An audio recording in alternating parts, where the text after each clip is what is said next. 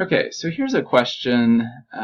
It's a multi-part question, and it's one that if you do it through hand calculations, we do have the formulas, but it's going to take you a substantial amount of time, and I'm not sure you gain much by doing the formulas.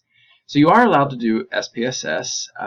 If you copy data here, go to the clipboard, and then open up SPSS, a blank data. If you just opened SPSS, you should be able to cancel the first one.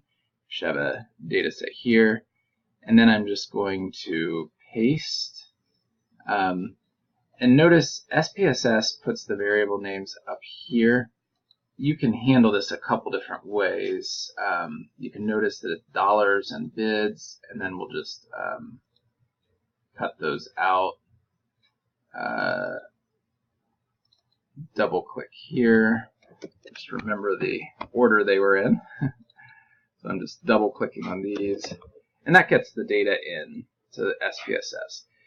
So we have to do a few things here. The first thing we need to do is find the estimated slope. So that's the regression line. We're going to run a regression, and we need to know what our output it is. What are we predicting? Predicting is the y variable, or the dependent. So it says predicting the number of bids. So x is going to be our dollars, and y is going to be a bids. We're going to be predicting the bids from the number of dollars, and that's important to get those two in the correct order for a regression. So we go to Analyze, Regression, Linear, and independent is another way of saying the x variable, so that's going to be our dollars. Okay, so one other thing we have to do here. These are both quantitative scale variables, but we do need to actually change that. So what I'm going to do first is change the variable type to numeric, and after I do that, it will let me change the measure to scale, and then we can go run our regression. And again, that ruler sign there tells us it's a scale. So dollars is our x, or independent variable. Bids is our y. And let's go ahead and run that. So it'll give us a few different things here. And we can pretty much use these to answer all the parts of this question. For now, we need to know the slope. So we want to go down to the coefficients. This is what gives us our regression line. And the predicted bids equals, this would be our y-intercept, so equals negative 2.93 plus, and then this would be our slope, 0.267 times number of dollars. So 0.267 is the number we're looking at there. And let's go for a green screen. Type that in, press enter, and it approves it. Now let's go to our next one. And here we just need the y-intercept. So if I pull up that output that we just had, this line that's labeled constant, that is our y-intercept. So that's negative 2.930. Go back over here. Negative 2.930, and show me the money. All right, and let's go to the next one. Determine if the statement not all points predicted, got a little double negative going on here, but the linear model is a straight line, and so the predictions all line on that, every single one of them. So not all points are predicted by the linear model fall on the same line. That would be a false statement. And we'll submit that answer and go on to the next. Okay, so here we have to do a prediction, and here's where, let's see, I'm trying to think if there's a real quick way to do it in SPSS. Honestly, it's probably easier just to use a calculator for this. So it's 37.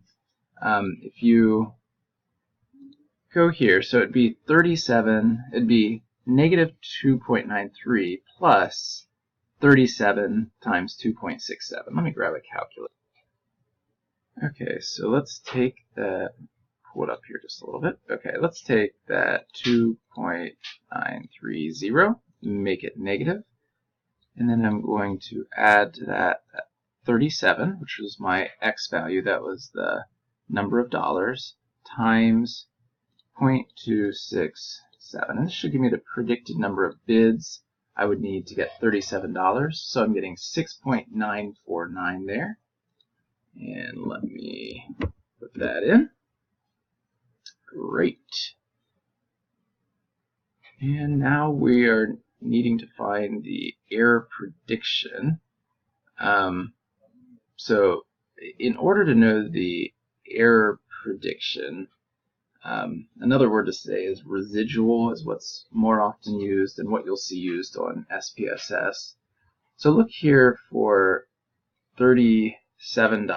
It said it actually was 7 bids, but if you remember in the previous calculation I had 6.949, so we're going to take 7 minus 6.949 and we get 0.051. Okay, that is how far off our prediction was. So actually wasn't far off at all. And finally, coefficient of determination. This one's a nice easy one if you've done the SPSS, but it is up in the model summary. So this is your correlation coefficient, which also comes into play quite a bit.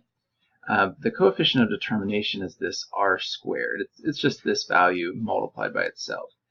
This could be converted as a percent, so 95.7%. We could interpret that by saying 95% of the variance in the output or the outcome variable, in this case it was the number of bids, is dependent or connected to the value of dollars, the data on the dollars variable. So that's a little extra information. All you need to really know is this number. You might wonder what the difference is between r squared and adjusted r squared. So this is the actual r squared we had for our sample. But when we do inferential statistics, we're usually concerned with a population.